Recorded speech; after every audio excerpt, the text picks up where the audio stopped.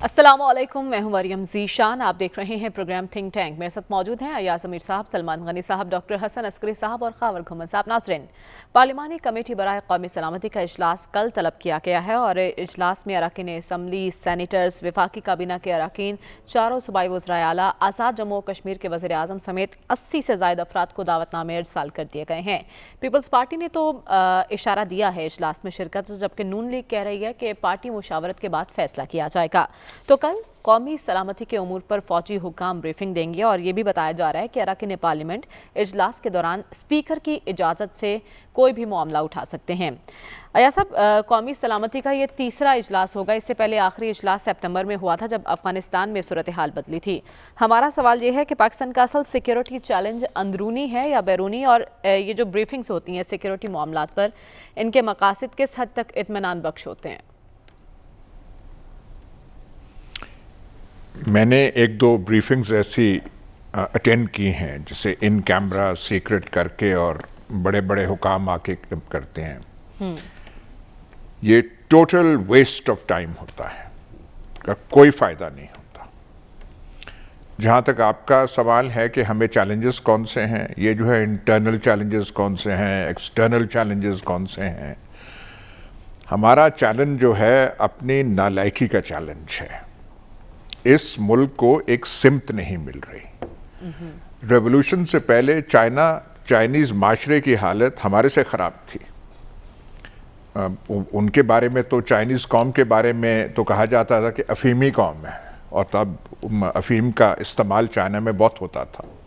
और बाहर के मुल्क आके जापान, उससे पहले पहली सदी में वो जो बॉक्सर रिबेलियन हुई थी, ओपियम वॉर्स हुई थी, अफीम के ऊपर जंगें हुई थी, और बाहर के मुल्कों ने बिल्कुल चाइना को दबाया हुआ था। और चाइनीज़ कहते हैं कि वो अ सेंचुरी ऑफ ह्यूमिलिएशन थी, 100 साल बेइज्जती के।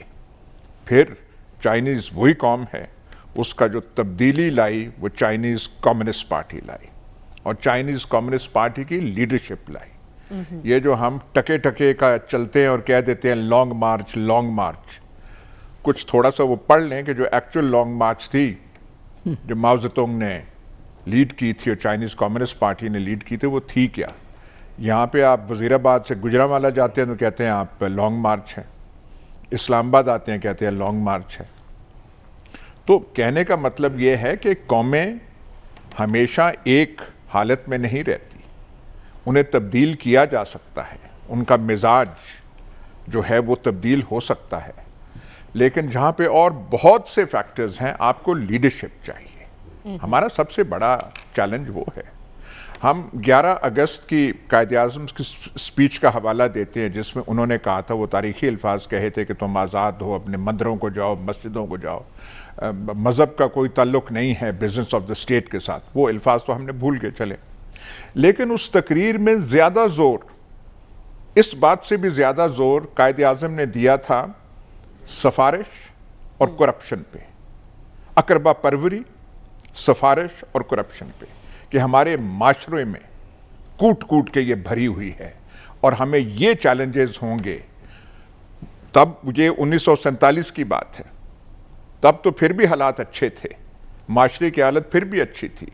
आज जो है किसी डिपार्टमेंट में आप जाएं, ओगरा जो है oil and gas regulatory authority, oil companies का काम नहीं देख सकती, कंट्रोल नहीं कर सकती।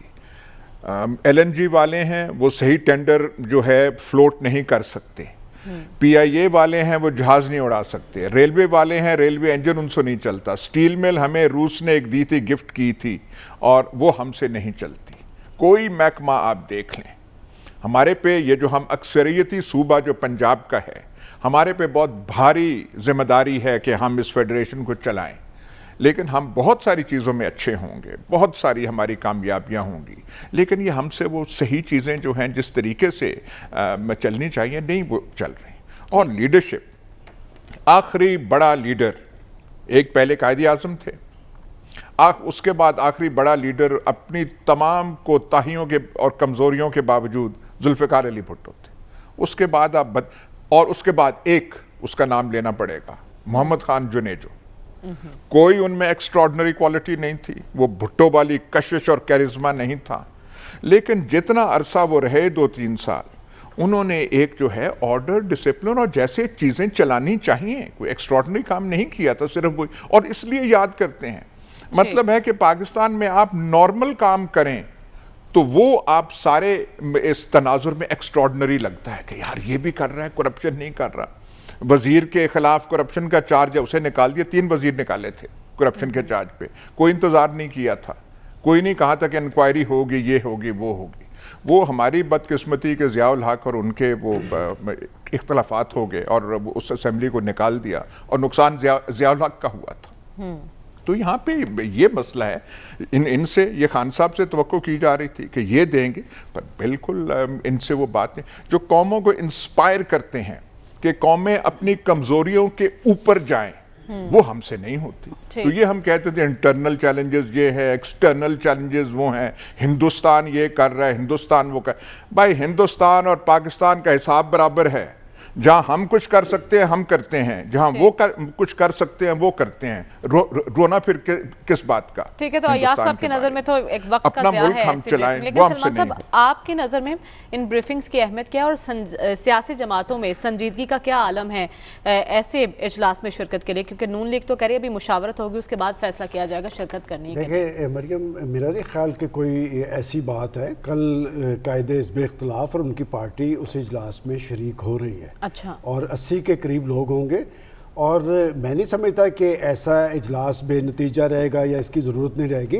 ये कौमी सलामती के मामलात हैं, ये कौमी इश्यूज़ नहीं है जिस पे पाकिस्तान की सियासी क़यादत संजीदगी ज़ाहिर नहीं करती। और पाकिस्तान जैसा मुल्क, मैं समझता हूँ कि अगर कुछ इश्यूज़ पे पाकिस्तान के अंदर इत्तफाक़ राय मौजूद है तो वह सलामती के मामलात है। देखें, इस सारी पोलराइजेशन के बावजूद इन 3 सालों के अंदर जिन आप मीटिंग्स की बात कर रहे हैं कि अफ़गान इशू एक बड़ा सेंसिटिव इशू था, कश्मीर के मामलात थे, और अगर सिक्योरिटी हुकाम आपको एतमाद में लेते हैं तो ये एतमाद की इस फ़ज़ा की वजह ये होती है कि उनको भी एतमाद होता है कि क्या होने जा रहा है और पाकिस्तान की इस हवाले से क्या पॉलिसी है। कि अफ़गान इशू पे मैं नहीं समझता कि पाकिस्तान के अंदर कोई 2 आरा थी, और अब भी जिस सूरत हाल के अंदर ये मीटिंग होने जा रही है, ये बात ज़रूर है कि आज वो एक गैर मामूली या हंगामी सूरत हाल नहीं है जो इससे पहले थी। उस वक्त अफ़गान इशू बड़ा इंपॉर्टेंट था।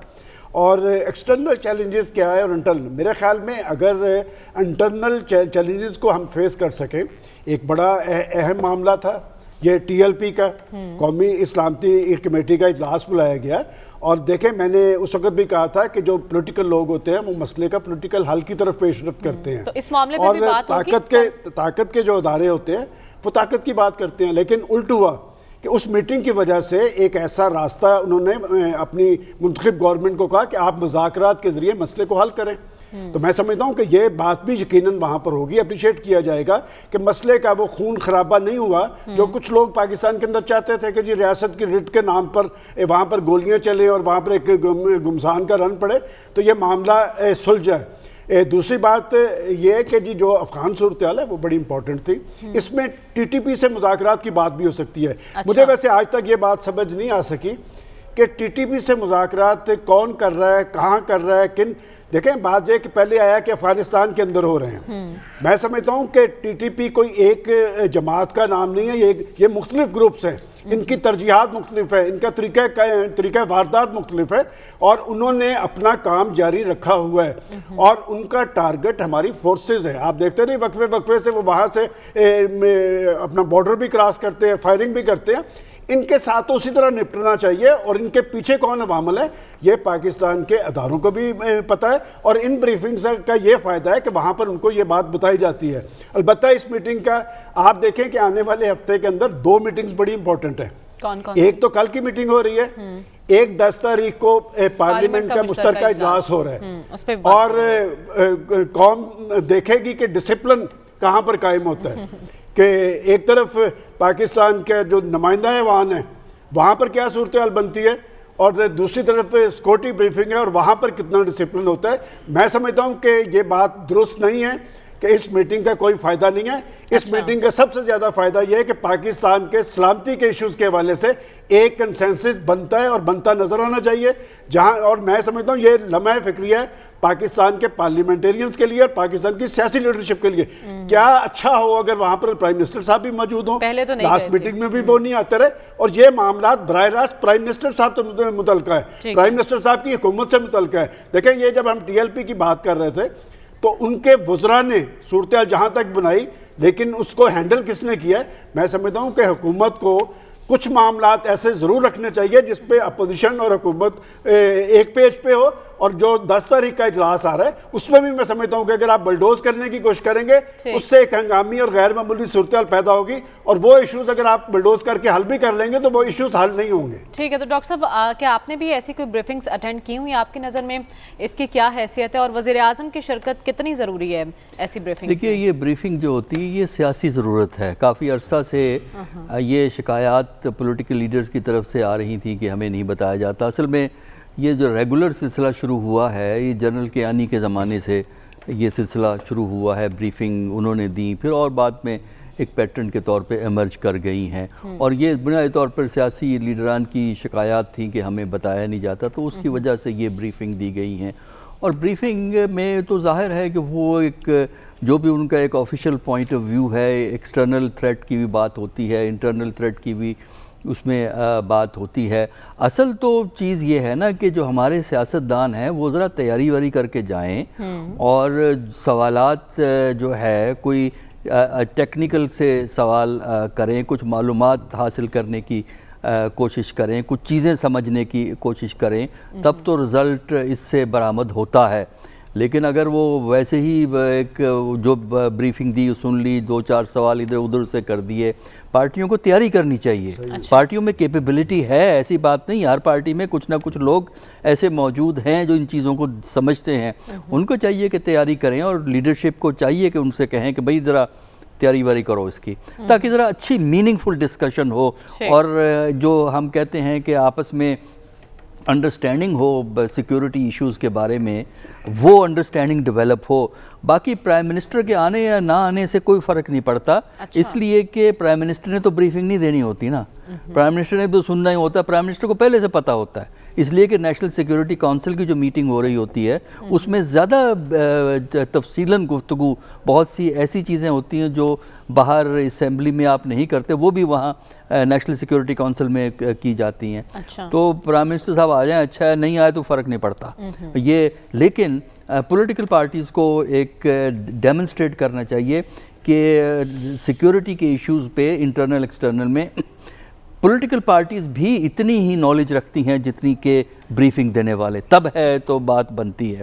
دوسرا اس میں یہ ہے کہ جو ایشوز ہیں, ایشوز میں دیکھیے پاکستان کا جو انٹرنل ایشو ہے, سب سے بڑا جو چیلنجنگ ایشو ہے وہ اکنامک ہے, وہ اکنامک ایشو ہے, کیونکہ اس سے اور بہت سے مسائل آپ کے انٹرنل سیکیورٹی کے بہت سے مسائل کا تعلق اقتصادی معاملات کے ساتھ ہوا کرتا ہے. اگر اقتصادیات کو آپ صحیح ہینڈل نہیں کر سکتے تو اس سے 36 اور قسم کے مسائل جو ہیں وہ پیدا ہو جاتے ہیں. ایکسٹرنلی ظاہر ہے انڈیا ہے, افغانستان کی سچویشن ہے, اور کس سے گفتگو کس کی ہو رہی ہے سیاسی انداز میں, یہ سب باتیں آئیں گی. تو بریفنگ اس لیے ہو جاتی ہے کہ سیاسی ضرورت ہے, فائدہ اس کا پالیسی تو ظاہر ہے کہ وہ چل رہی ہوتی ہے وہی چلتی ہے, لیکن اگر سیاستدان ان پٹ دیں سالڈ قسم کی, تو میرا خیال یہ ہے کہ اس سوچ میں جو گورنمنٹ کی طرف سے ہوتی ہے یا ملٹری کی طرف سے ہوتی ہے, اس سوچ میں اور زیادہ وسعت پیدا ہو سکتی ہے, اور وسعت کے ساتھ ساتھ نئے پہلو بھی آپ سامنے لا سکتے ہیں. لیکن اس کے لیے لازم ہوتا ہے کہ تیاری کریں. ویسے ہی جا کے وہاں اگر بیٹھیں گے تو جو وہ بریفنگ دیں گے اس پہ 2-4 سوالات آپ کر لیتے ہیں اور وہ بات نہیں بنتی. لیکن یہ ایک پریکٹس جو ہے اچھی بن گئی ہے, بشرطے ہم اس کا پورا فائدہ اٹھائیں. ٹھیک ہے, تو خاور آپ کے پاس خبر کیا ہے, کل وزیر اعظم شرکت کر رہے ہیں اس اجلاس میں؟ کیونکہ اس سے پہلے ایک افواہیں بھی سامنے آ رہی تھی کہ اپوزیشن نے کہا کہ وزیر اعظم آئیں گے تو ہم نہیں آئیں گے, ادھر سے کہا گیا کہ ایسا کچھ نہیں ہے, وہاں سے کہا گیا. تو اب کیا خبر ہے, وزیر اعظم جا رہے ہیں یا نہیں جا رہے؟ ابھی تک کی اطلاع تو یہی ہے کہ وہ نہیں جا رہے. روٹین میں بھی یہی ہوتا ہے کہ جو آپ کے پارٹی کے جو پارلیمانی لیڈرز ہوتے ہیں, جس طرح شاہ محمود قریشی صاحب پی ٹی آئی کو لیڈ کریں گے تو وہ وہاں پہ موجود ہوں گے, جس طرح ڈاکٹر صاحب نے سارے کا سارا ایکسپلین کیا کہ وہاں پہ باقی سب لوگوں نے سننا ہوتا ہے، اور چونکہ حکومت کے پاس فرسٹ ہینڈ انفارمیشن آلریڈی ہوتی ہے، تو اس طرح کی میٹنگز کا مقصد پارلیمان کے اندر جو باقی خاص طور پر اپوزیشن کی جماعتیں ہیں ان کو سوالوں کے جواب دینا ہوتا ہے، اور امید یہی کی جا رہی ہے کہ کل جو وہ اچھے سوال پوچھیں گے۔ 2-3 سوالات ہم بھی بتا دیتے ہیں اگر کوئی دیکھیں 2-3 معاملات ہیں، اور جو اب میرے خیال میں کل سوال ضرور پوچھے جائیں گے، اور ہم اپنے پروگرام کے توسط سے وہ 2-3 سوال ہائی لائٹ بھی کر سکتے ہیں، ہو سکتا ہے کوئی نون لیگ والا یا پیپلز پارٹی والا اور کوئی پارٹی وہ نوٹ کر لے۔ سب سے پہلا سوال نمبر 1 میرے خیال میں جو وہاں پہ یہ ضرور پوچھا جانا چاہیے حکومت وقت سے خاص طور پر کہ جی ایک میٹنگ ہوتی ہے، پہلے وفاقی کابینہ کی میٹنگ ہوتی ہے، اس کے بعد نیشنل سیکورٹی کونسل کی میٹنگ ہوتی ہے، اور ہمیں فواد چودھری صاحب ایک باری برکم پریس کانفرنس کرتے ہیں اور وہ کہتے ہیں کہ جو ٹی ایل پی ہے یہ ملیٹنٹ ہو گئی ہے۔ ملیٹنٹ کا مطلب یہ ہے کہ یہ ایک آرمڈ ونگ جو کہ وائلنس کر رہی ہے اسلحے کے زور کے اوپر، لہٰذا ان کے ساتھ اب وہی سلوک کیا جائے گا جو ایک ملیٹنٹ آرگنائزیشن کے ساتھ کیا جاتا ہے۔ اس کے بعد اس ملک کے وزیر داخلہ شیخ رشید صاحب ایک پریس کانفرنس کرتے ہیں، وہ یہ کہتے ہیں کہ خطرہ اس لیول تک بڑھ گیا ہے کہ حکومت نے یہ فیصلہ کیا ہے کہ رینجرز کو بلایا جائے۔ پھر وہ ہمیں بتاتے ہیں کہ جی کون سے آرٹیکل کے تحت رینجرز کو بلایا جاتا ہے اور کیوں بلایا گیا ہے۔ اس کے بعد ہمیں یہ بھی بتاتے ہیں کہ رینجرز کو اور حکومت پنجاب کو جو اختیارات ہیں وہ اینٹی ٹیررسٹ ایکٹ کے تحت دے دیے گئے ہیں 1997 والے کے تحت، تاکہ ان کا یہ جو لوگ آ رہے ہیں کیونکہ وائلنس ہو رہا ہے، رستے میں 6 جو پولیس والے شہید ہو گئے ہیں، تو اس کا کچھ حل نکالا جا سکے۔ اس کے بعد یکدم ہم دیکھتے ہیں کہ حالات بدلتے ہیں، اور حالات جب بدلتے ہیں تو اس کے بعد باقی ساری چیزیں تاریخ کا حصہ ہیں۔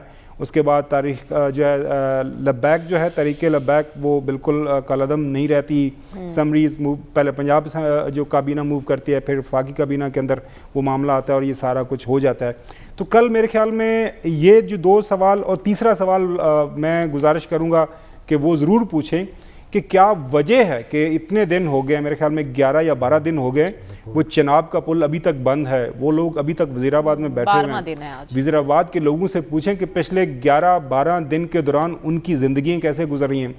آج کل کے دور میں اگر کسی کے پاس انٹرنیٹ اویلیبل نہیں ہے، ظاہر بات ہے پوری دنیا میں لوگوں کے جو رابطے ہوتے ہیں، خاص طور پر بیرون ممالک لوگ واٹس ایپ پہ کال کرتے ہیں، باقی طریقہ کار استعمال کرتے ہیں، آج کل بہت زیادہ بزنس بھی جو ہے انٹرنیٹ کے ذریعے ہوتا ہے، تو ان لوگوں کو کیا قصور ہے؟ کیا ابھی تک وہ جو معاہدہ کیا گیا تھا جس کے مثبت ہمیں نتائج ملنے تھے، تو وہ کیوں یہ ریاست اس کام کو ابھی تک پایا تکمیل تک نہیں پہنچا سکی؟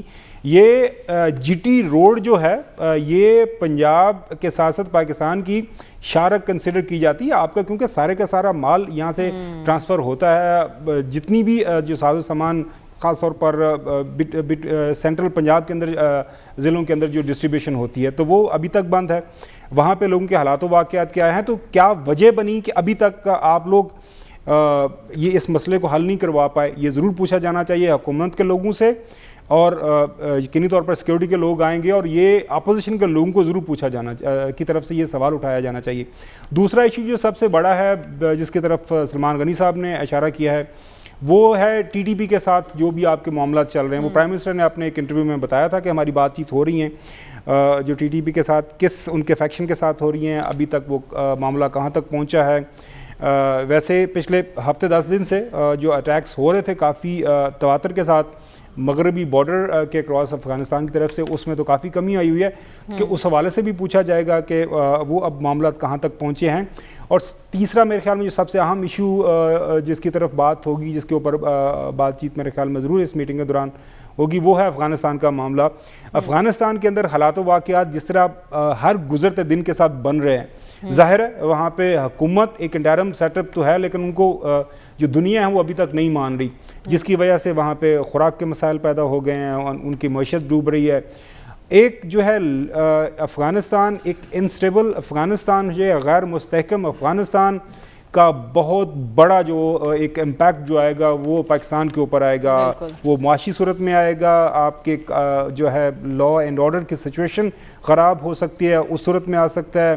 تیسرا یہ ہے کہ آلریڈی جو بارڈرز کے اوپر پریشر بڑھا ہوا ہے، کیونکہ وہاں پہ اب ظاہر ہے لوگوں کے پاس تو کچھ وہاں پہ کرنے کو ہے کوئی نہیں ہے، کوئی معاملات زندگی خاص طور پر جو معیشت کے حوالے سے وہ آگے نہیں بڑھ رہے، تو کاروبار زندگی نہیں ہے، تو وہ پاکستان کی طرف ہی زیادہ سے زیادہ لوگ آ رہے ہیں. تو اس حوالے سے ابھی تک کیا اقدامات اٹھائے گئے ہیں، یہ ساری چیزیں ہیں. فائنلی ایک بات میں ضرور کرنا چاہوں گا، دیکھیں کسی بھی ملک دنیا کی کے اندر یہ بہت زیادہ مثالیں اس حوالے سے آپ کو مل جائیں گی. کوئی ملک ہو، کوئی سلطنت ہو، باہر سے آپ کے اوپر ہمیشہ آپ کا دشمن اٹیک کرنے کے لیے تیار رہتا ہے، جس طرح انڈیا ہے ہمیشہ رہے گا، لیکن اس وقت وہ کامیاب ہوتا ہے جب آپ اندرون خانہ ان کو ایک انیبلنگ انوائرمنٹ پرووائڈ کر دیتے ہیں. 71 کے اندر جو ہوا، ہم نے ایک انوائرمنٹ پرووائڈ کیا تو پھر ہمیں کارڈ پھینکا گیا. وہ ہمارے اپنی کارستانیاں تھیں جو حالات اس نہج پہ پہنچے.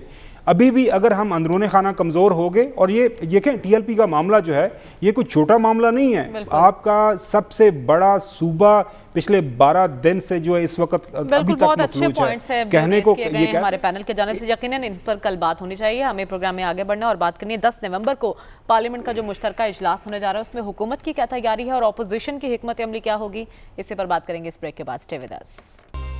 ویلکم بیک ناظرین. 10 نومبر کو پارلیمنٹ کا مشترکہ اجلاس بلایا گیا ہے، جس میں حکومت انتخابی اصلاحات سمیت نیب آرڈیننس کا معاملہ بھی لائے گی اور بل پاس کروانے کی کوشش کرے گی، جبکہ اپوزیشن بھی بھرپور حکمت عملی کے ساتھ 10 نومبر کو شرکت کرے گی. تو ایاز صاحب، آپ بھی اسے ایوان کا حصہ رہ چکے ہیں، آپ کو کیا لگتا ہے کہ 10 نومبر کو یہ اجلاس بھی ہنگامہ آرائی کی نظر ہو جائے گا یا عوامی نمائندے کچھ سنجیدگی دکھائیں گے؟ دیکھیے، ایک تو یہ ہے کہ پارلیمنٹری پروسیڈنگز جو ہوتی ہیں، کارروائی جو ہوتی ہے، ایک زمانے میں بڑی دلچسپی سے فالو کی جاتی تھی. آج کل کوئی ایسے صورتحال نہیں ہے. اب تو بڑی بورنگ سی ہے. اور ایک زمانے میں اخبارات میں اسپیشل وہ چھپتے تھے پارلیمنٹری کارروائی کے اوپر، وہ بڑے شوق سے پڑھے جاتے تھے. آج کل کوئی ہے ہی نہیں، رپورٹنگ بھی اتنی نہیں رہی، پتہ ہی نہیں چلتا وہاں پہ کیا ہے.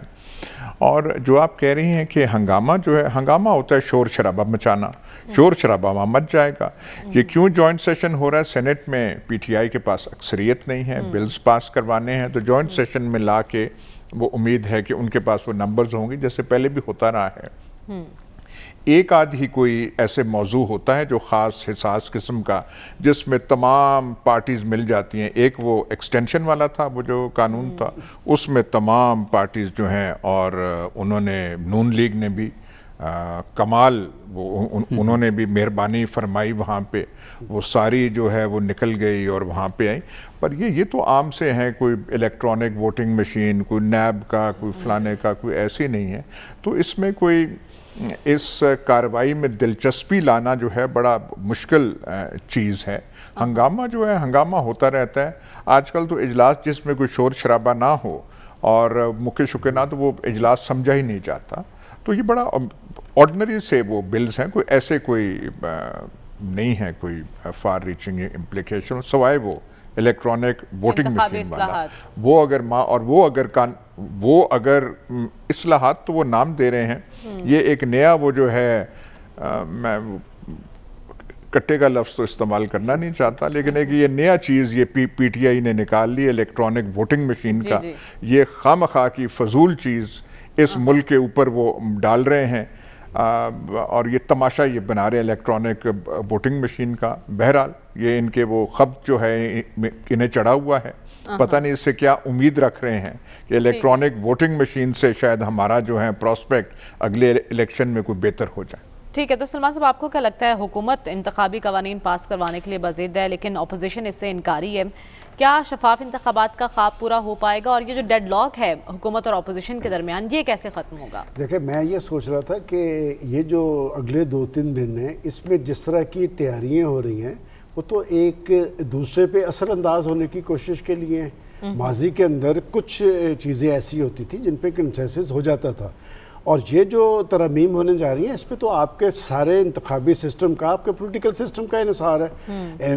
میں سمجھتا ہوں کہ اگر یہ کروا بھی لیں انتخابی اصلاحات اور EVM سسٹم تو پھر کیا ہوگا؟ اس کا مطلب پہلے روز سے ہی وہ کام شروع ہو گیا. میرا خیال ہے پرائم منسٹر صاحب کو یہ جو ڈسکا کی آئی ہے نا رپورٹ، اسے ذرا ملاحظہ کر لینا چاہیے، اس لیے کہ پاکستان کے اندر سب سے زیادہ آزادانہ اور شفاف انتخابات کی بات تحریک انصاف اور اس کی لیڈرشپ کی طرف سے ہوئی تھی. اور اب بھی جو وہ بات EVM سسٹم ہے اس میں وہ بہت زیادہ شفافیت پہ زور دے رہے ہیں. آپ ذرا دیکھیں کہ اس میں کون کون سے لوگ انوالو ہیں، اور اس میں مجھے تو شرم آ رہی ہے کہ اس میں ٹیچرز بھی انوالو ہیں، اس میں 20 SHOs کو، اور کیا کیا کچھ ہوتا رہا. اور حکومت ایک الیکشن جیتنے کے لیے اپنی بدنامی تو منہ لے لی، الیکشن پھر بھی ان کے ہاتھ نہیں لگا.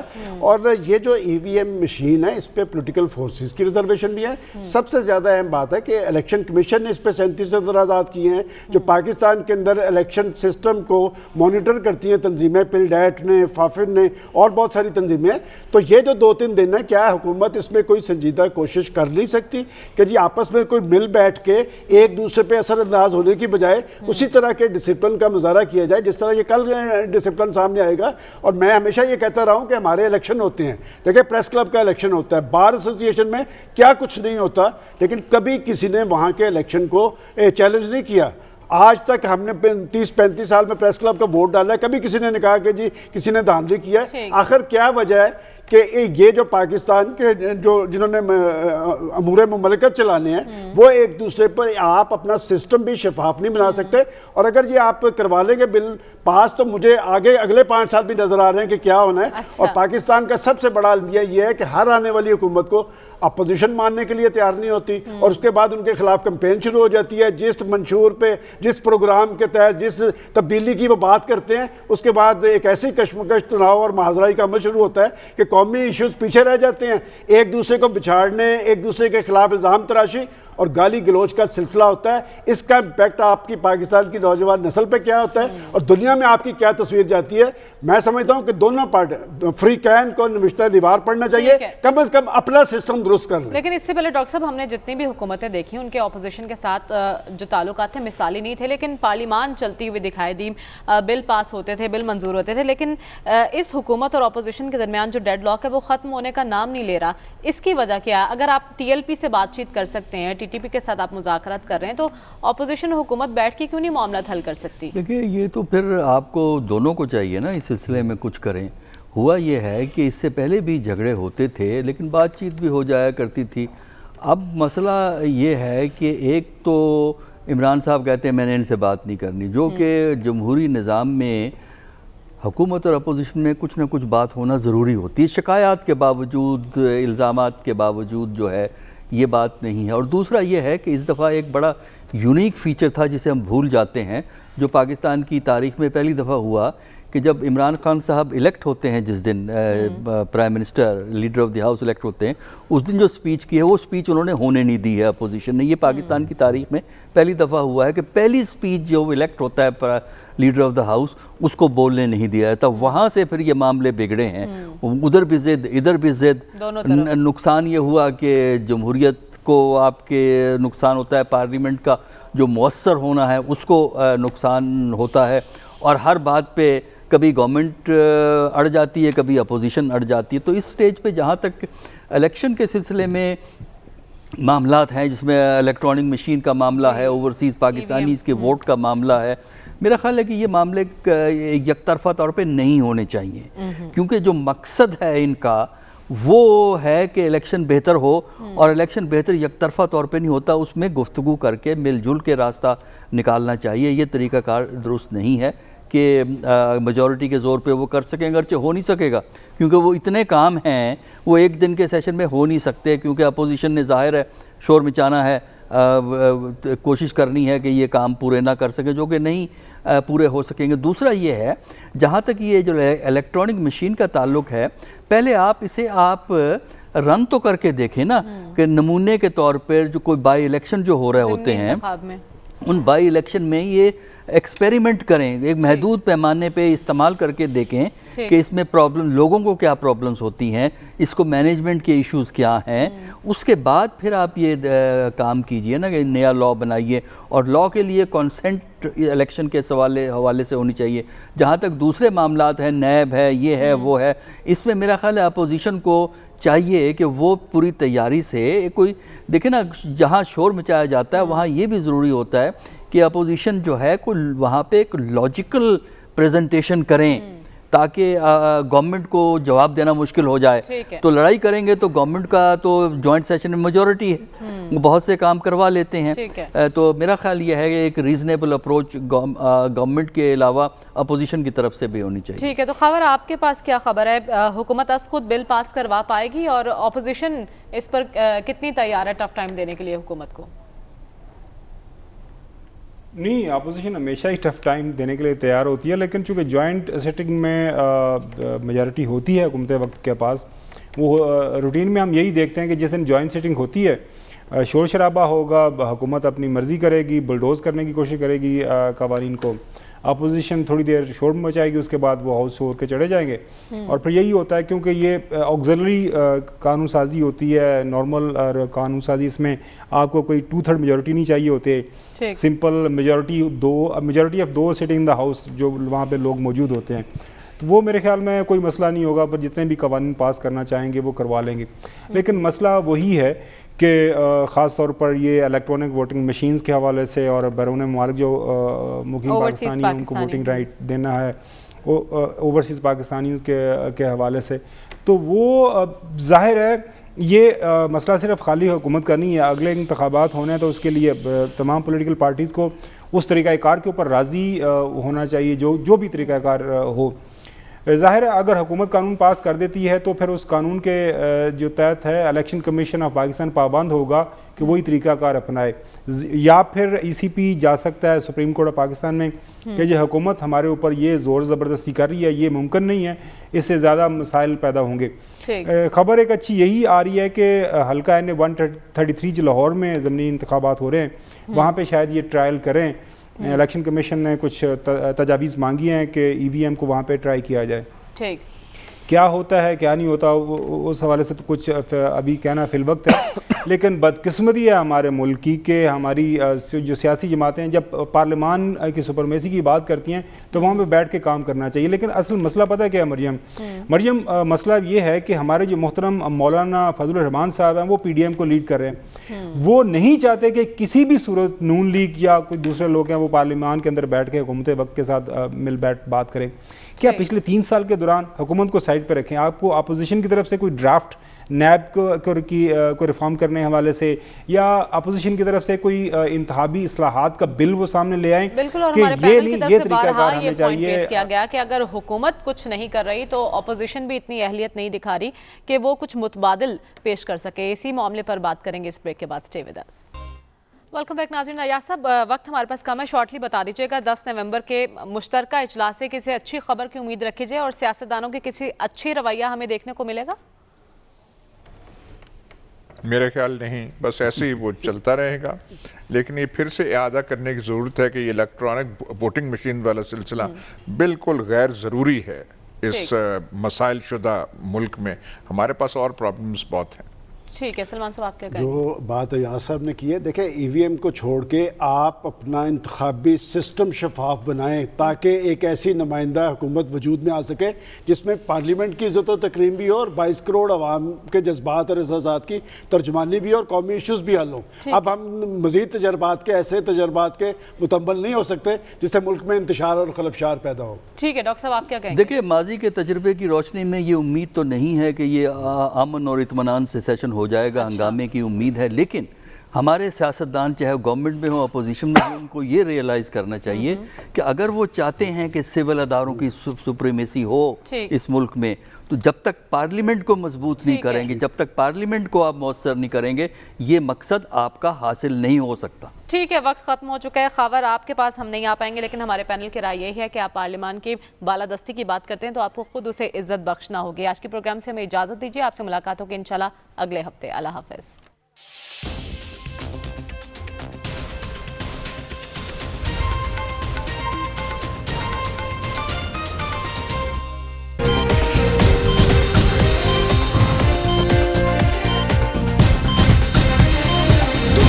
खबर की दुनिया।